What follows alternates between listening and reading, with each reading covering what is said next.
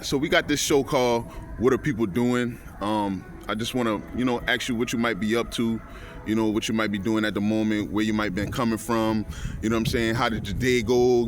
How was your night last night? Things like that. I just want to get in your business a little bit, but, not too much. I don't need your social security number and nothing like that. Right, I just want to, see what's going on, you the star, and, give you your platform and your, so you can pop yours, So, what's your name? So my name is Larenzo Neely, Mr. Neely. I'm a barbering instructor at ESI, that's Elaine Sterling Institute. Elaine Sterling Institute, and for people that don't know, that's in Lenox Mall. We right at Lenox Mall. If anybody, wants to enroll into the school, things like that, or you can get haircuts, right? You can explain Absolutely, yeah. So here at ESI, we're a full-fledged beauty institute.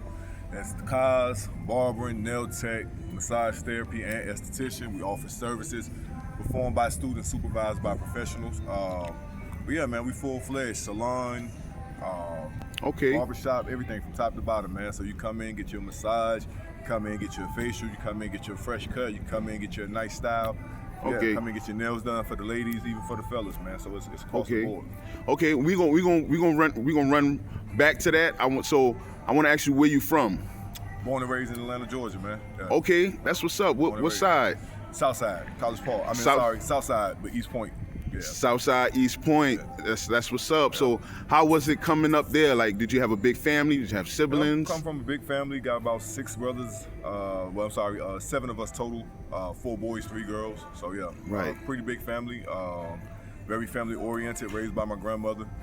Right. So, where were you were you like in the middle, or you the oldest? I'm like the middle kid, so I'm like the 5th oldest or the 3rd youngest, depending on how you look at it. The 5th oldest and the 3rd youngest. Yeah. So it's kind of like you had siblings before you that you kind of looked at and watched what they were doing. Absolutely. And you kind of took it. I could tell you a smart brother. You kind of took it into your mind of what you kind of wanted to do and what not to do, right? I learned a lot from my brothers and my older siblings. Yeah, I learned mostly what not to do. You feel me? Right.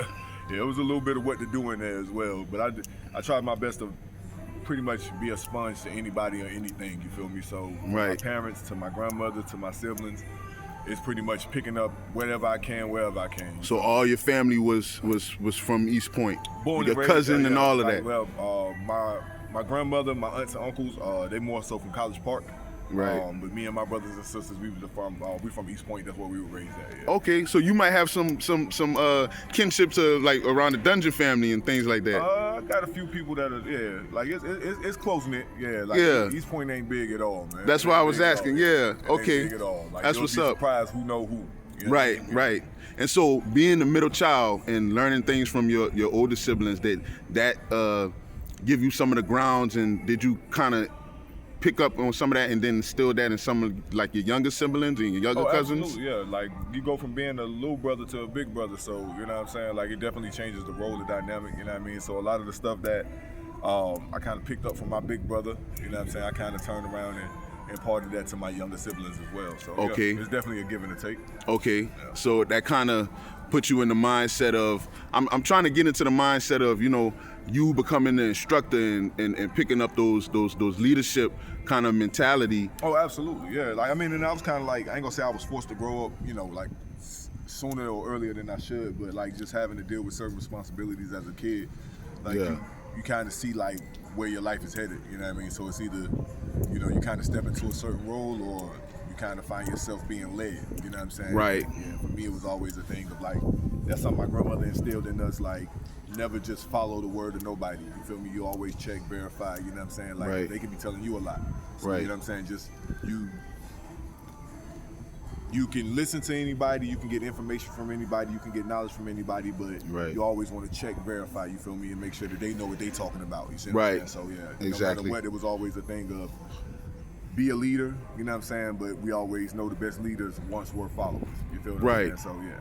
When did you cultivate that mindset? Kind of like, I see where you're going. It's kind of like you had to look at things but you also had to make sure that you find yourself. Basically what you're saying is kind of like be yourself and make sure you find yourself too. Like you could take the advice and everything from other people, but you kind of want to put it in your gumbo, put it in your pot so that you can kind of make it your own. Kind of find your lane. When did you kind of cultivate that mindset? And how old are you? I didn't ask you that. 38. 38, yeah, okay. I'll be 39 in June. So when did you kind of cultivate that mindset of, okay, look, I see they did that and this, but I have to make sure. At a young age, I'd probably say it was like when I was like teenage, going into my adult years, early adult years, where you realize like I said, you kind of see where your life is headed. You know what I mean? That's and that, I'm glad you say that, because that segued into my question. How was the transition out of like what was your high school, like the ending of your high school, and what did you in your adulthood? Did you go to school, or how did that go? After high school, I went straight into the workforce. I eventually went to college, eventually got a degree, but after high school, I went straight into the workforce. Okay. For me, it was always skill. Like, don't get me wrong, education is always important. You always want to, continue to educate yourself, continue to seek that information. But for me, I realized that the money was in practical skills. It wasn't necessarily so much in the educational process, but more so, okay, what's the education getting you towards? The education is getting you towards a skill set, which will ultimately help you make money. So for me, it was like, that's how you kind of found your groove. That was kind of your groove. Yeah, like my grandmother always taught us, like, kind of old Bible saying, you give a man a fish, he'll eat for a day, but if you teach a man to fish, he'll eat for a lifetime. So for me, learning to work with my hands and being able to actually produce was me kind of teaching myself to fish. You feel me? Like, versus, I kind of feel like education is like imparted knowledge. So it's like, as much as you know, that can kind of like cap you out at a certain level. And then when you work with your hands, or when you develop skill sets, it ain't necessarily got to be just with your hands, but when you develop skill sets, trades for lack of better words, it's kind of like being able to kind of like farm. You know what I'm saying? Yeah. Like, I can go to the grocery store and I can buy groceries, but if I cultivate my land, you feel me? I can grow whatever out here. And you've got something to fall on. I can always fall back on that. You know what I'm saying? So was that, so after high school, you did the work thing. After you worked a few, like maybe was there some bumps in the road? Maybe you worked a few years and then you figured like, hey, I need to do something level up over just work. And that's when you kind of got into. I went back to school. Went back to school, got my barber's license in 2009. Before that, it was just working. It ain't gonna say odds and end jobs, but like I've always been in like the sales, in the field of sales. So my very first job after high school, I used to work for this company called Vector Marketing. So my background has always been in sales, and then it was just like I was always cutting hair. I was more so doing it as a hobby. My ex-wife encouraged me to just go to school. She was like, you already got a few people that want to get their hair cut by you, your homeboys, your friends or whatever. So she just kind of encouraged me to turn it from a hobby into a profession. So I went back to school in 2009, got my barber's license. I got my instructor's license in 2023. It was just, so you've been cutting hair since 2000? No, I've been cutting hair since I was 12. Since I was 12 years old. But licensed professionally 2009. So you were married before. You said ex-wife. Right. So do you have any kids? One daughter. One daughter. And so during that time period when you were married, did your wife kind of help you? Your ex-wife kind of help you kind of see the grounds of like taking it to another level with it, or what you're already, she saw something. She saw the love that you had for something. Absolutely, yeah. And it was more of a thing too, where it was like, I think just along with the job that I was already working, it was like a thing of like, you're not really that happy doing this. I see you have way more passion, way more joy, way more. You look like you enjoy this. You feel me? Right. It was a thing of like, where you already, decent at it. You already got a few people already, frequenting you. You know what I mean? Actually, in the business. So it's like, why don't you take it serious and go to school for it? Right. And like I said, that was in 2009. So could you say that, looking back on that, you can kind of pinpoint where it's like a good woman's touch, where they saw something that you're passionate at. Oh yeah, like, you know what I'm saying? It's like I think anybody that's around you should always, I say if they're around you for the right reasons, they should always be able to see more in you than you see in yourself. You know what I mean? That's what we call potential, right? So like if a person's around you and they can't either see your potential or even help you reach it for that matter, then I kind of feel like they doing you a disservice. You know what I mean? So for her to kind of like, because like I said, I was taking it serious, but it wasn't a thing to where it was like I was making it my number one, you know what I'm saying, end all be all. And I didn't really, like, I knew what barbering was, I knew the love and the passion that I had for it, but I never really understood exactly where barbering could take me, like the many different facets, the many different avenues that this industry has in it. So, and you never saw social media come in, things like that. Stuff, this is like the early 2000s. You feel me? Right. So social media wasn't. It was all about the neighborhood. Yeah, it was just more local. You know what I'm saying? You had your MySpace, your Facebook. Basic stuff, Instagram was around, but it wasn't to the level that it is now. So now that everything is kind of like taking on tenfold, you know what I'm saying? It's like, the possibilities are endless for this industry and, just social media in general. And let me ask you this, and then I'm gonna get back to the schooling. So when you talk about your prior marriage, I want to ask, do you look at that like, can you talk? Because on my show, I want to, I like to get introspective, and I like to, go into the corners of the mind. When you look at that, do you think to yourself and you say, because when sometimes, and I want you to, explain it for people. Sometimes people think when you break up with somebody, it's a bad thing and all of that. But when you look back on certain things, do you look at it like with your prior marriage, like? People are in your lives for a reason and a season. Everybody serves a purpose. Yeah, my grandma used to tell us that all the time. So even if y'all not together anymore, that time y'all had, y'all built something, y'all did something, and it built y'all individually into other, other growing into other types of people. Yeah, I really say like my grandma used to say, like, people are in your life for a season or a reason, and then another one of my little sayings is you either growing together or you're growing apart. You feel me? So, and then sometimes growing apart doesn't necessarily mean you and a person dislike each other. You and a person got a toxic relationship or anything like that. Like sometimes. Like that season was supposed to last for that period of time. You feel me? And there's no negativity to be taken away from it. You know what I'm saying? And I also say this too, like there's always a period and a point when you're dealing with a person where y'all can separate mutually. Right. You feel me? A lot of times we linger around in situations until they become toxic, until they become negative. And then that's why you're forced to separate at that point. You feel me? But like y'all played the time y'all was together. It was for what it was for, and she opened your eyes up to your passion. Yeah, I mean, and like I said, the passion was already there. She just opened my eyes up to the possibility of where I could take it. That's what I meant. Yeah, like the vision. Me, it was just more of a thing of, okay, I'm gonna chop my fellas up. You know what I'm saying? On the weekends when they need it, blase. Right. Like I never really seen it as a career. You feel me? Okay. So, but yeah, the passion was always there. Like I fell in love with barbering as a kid. You know what I'm saying? So.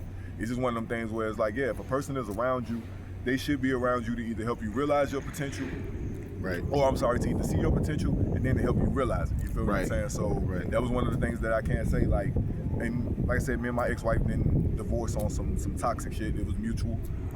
But yes, like there's one thing I can give her, for lack of better words, credit for is helping me get to where I am now. You sound like a sound guy. Like, you know what I'm saying? Like, like you think before you make decisions. Like, you listen to a lot of Wu-Tang and a lot of Dungeon Family. That's what it sounds like. Absolutely. I mean, you got to, man. Everything got to be calculated, man. You know what I'm saying? Like, we take risks, but we got to make sure they're calculated. You know what I'm saying? Like, because nothing comes to anybody like just out of pure luck. You know what I'm saying? It's all calculated risk. You know what I mean? And it's a thing too where it's like, if I don't put nothing out, how I'm expect something back. You feel me? Right. So like I got to get out here and I got to actually be productive if I want the world to see me and then reciprocate the energy that I'm putting out here. So and you had that love poured into you by your grandma. Absolutely. And that helped you to realize that you had to plant good seeds. Absolutely. Yeah. like my grandma used to always tell us, you catch more flies with honey than you will with vinegar. You feel what I'm saying? So exactly. Just being a nice person, being a kind person, man. It comes back. It comes back to you tenfold. You feel so me? Let's get into the schooling, man. So you were doing the barbering. Where were you barbering at? Like where did you? I done cut across Georgia. Just being honest. Okay. I got my barber's license from Atlanta Tech. Yeah. Man, I done cut north side, south side, east side, west side. Let me ask you, how was it first getting out and trying to establish yourself, trying to find those chairs and build that clientele? How was that? I know it probably was easy in your neighborhood, but I know it was a certain point you might probably wanted to branch out, get a chair and get established professionally. I'm initially from the south side, so and then even where I went to school on the south side. Atlanta Tech is right off of Metropolitan Parkway. But yeah, first shop I was in, I was on the east side. You feel me? So just and I graduated from the east side, but I haven't been on the east side since I graduated. You know what I mean? So and then every time you move to a new shop, to a new space, to a new place, you definitely lose a little bit of clientele. You definitely got to network, you got to market.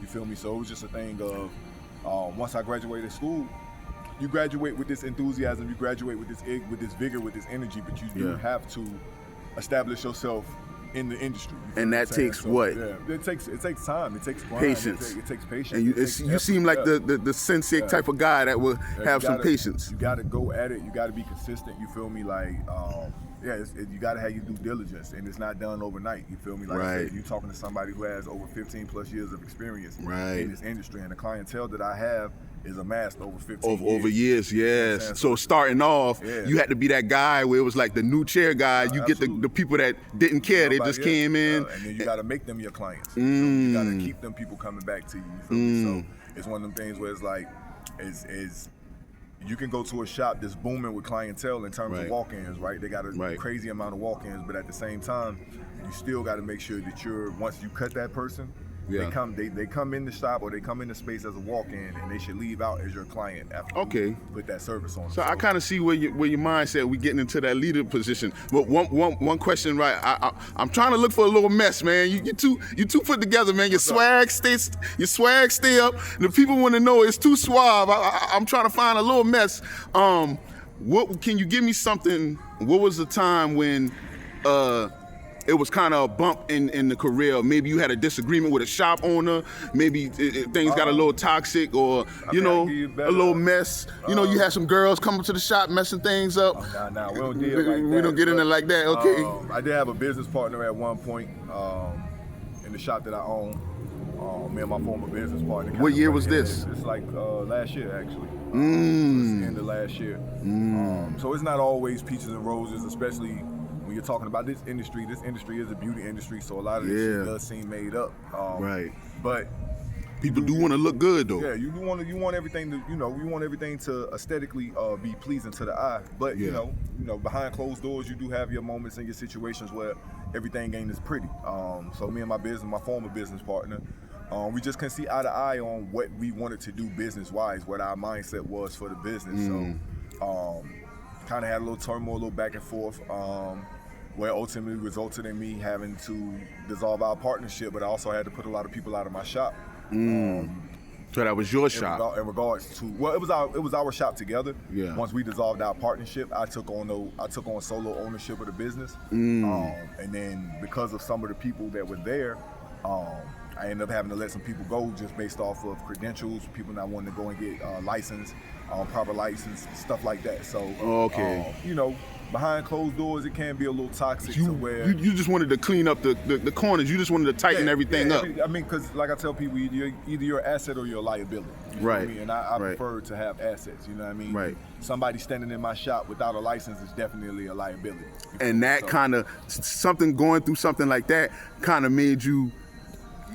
It kind of was a part of putting you in that leadership role where you're like, let me be an instructor. Let me get these guys at the ground. Yeah, absolutely. Because it's some type of disconnect, and I've been in the game for too long to see it kind of go like this. So let me get these guys at the ground. Was that what kind of went into that? Absolutely. It was a thing of like, in trying to find quality barbers and stylists, it's kind of like, it's like hit or miss. You know what I'm saying? Like, you will find a barber who has a crazy amount of dedication to the industry but no license, and then you'll find a guy who got a license but he don't necessarily have the clientele, and he's not really adamant about trying to create or get that clientele. So for me, it was like, well, if I can't find them, I'll teach them. You feel me? Like, if I can't, it's almost like I said, you give a man a fish, he'll eat for a day, but if you teach a man a fish, he'll eat for a lifetime. So my thing is, if I can't find quality barbers and stylists, I'll go teach them.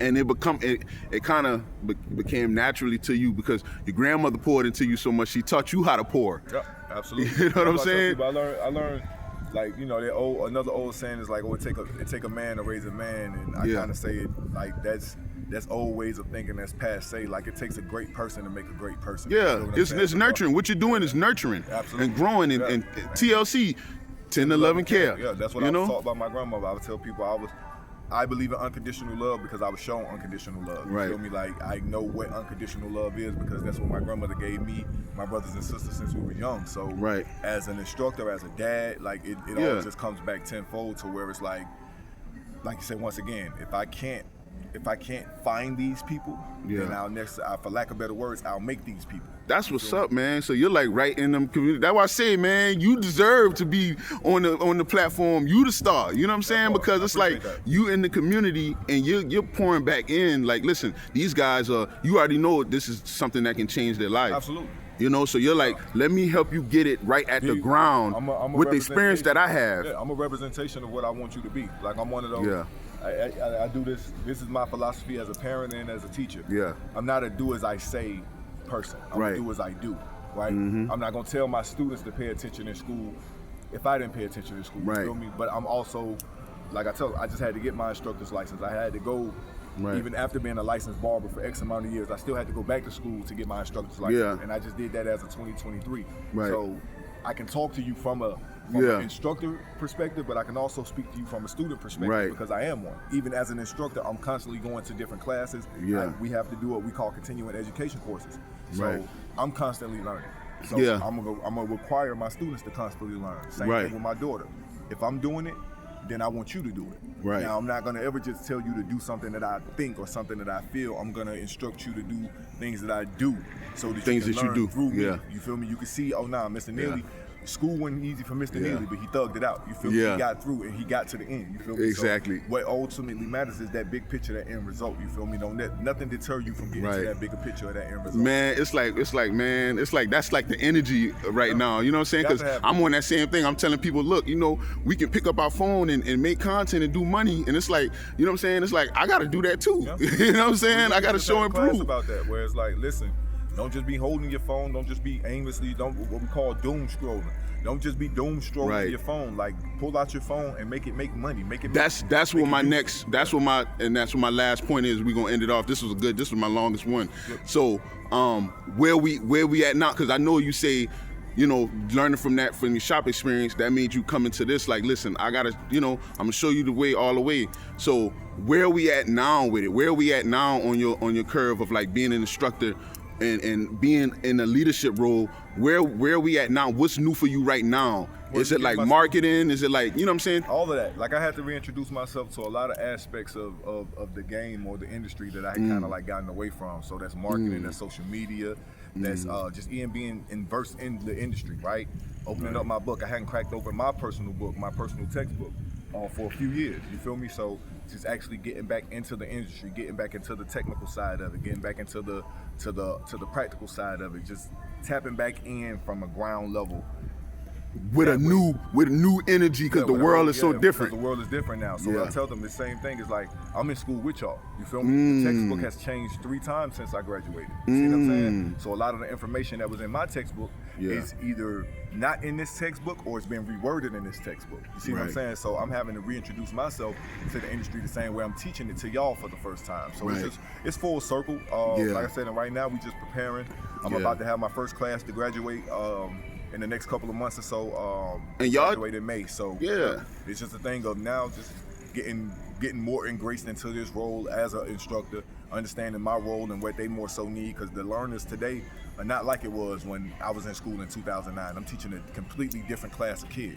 You feel me? Why So would you say that? just distractions? because of social media, phone, distractions. okay. You know, it's a bit of an entitlement. You know what I'm saying? The sense of entitlement, Okay. bit of sensitivity. These kids are a lot more sensitive than what we were, and it's just being honest. It's not to talk down on the generation or to make it seem as if we were better than them, but there's a lot more things that are triggering to this generation than it was to us, right? Because of the phones. Because of the phones. Looking at Because everybody else and looking at what everybody else got going on. I want to have my popping barber page. That part, right? I'm ready to get to that. We say comparison is the thief of joy. You feel me? Yeah. Like, so you got a lot of people. Say that out here- again? Comparison is the thief of joy. You feel me? You got a lot of people out here comparing themselves to somebody else, and it's still in. Let me dab you up on the that show, part. live on the show. Nah, that part. Nah, for real. Comparison is the thief of joy, man. So it's like, if you don't look to the next person and say what they're doing versus what you're doing. If anything, look to the next person, see that they may be doing something different, and see how it can motivate you to want to do something more or something different in your world, not necessarily what they're doing. So yeah, man, it's a lot more different factors that come in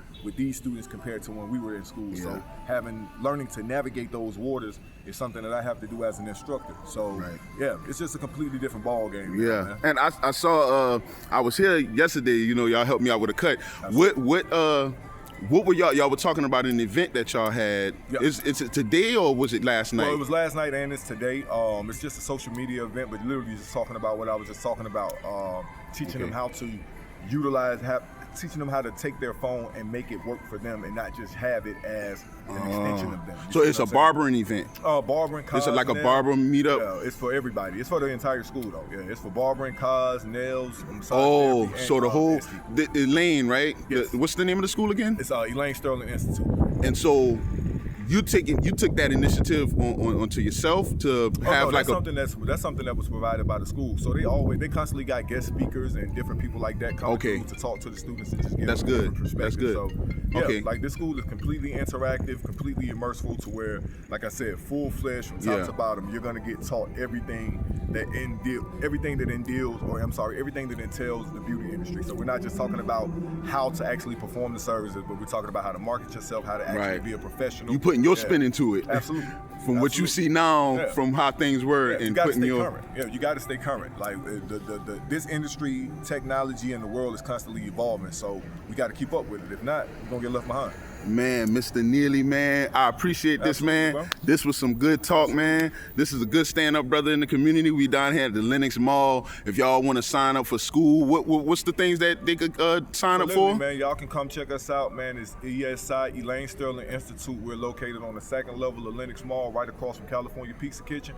ESI.com. Elaine Sterling Institute on Instagram. But yeah, man, we out here, man. Barbering program. Fairly new. We're about 2 years old. Yeah. School has been in this location for about 6 years, man. So yeah, tap in with us, man. We got a lot of great things going on, man. All right, man. We signing out. Thank you, brother. Absolutely. Appreciate you. All right, man.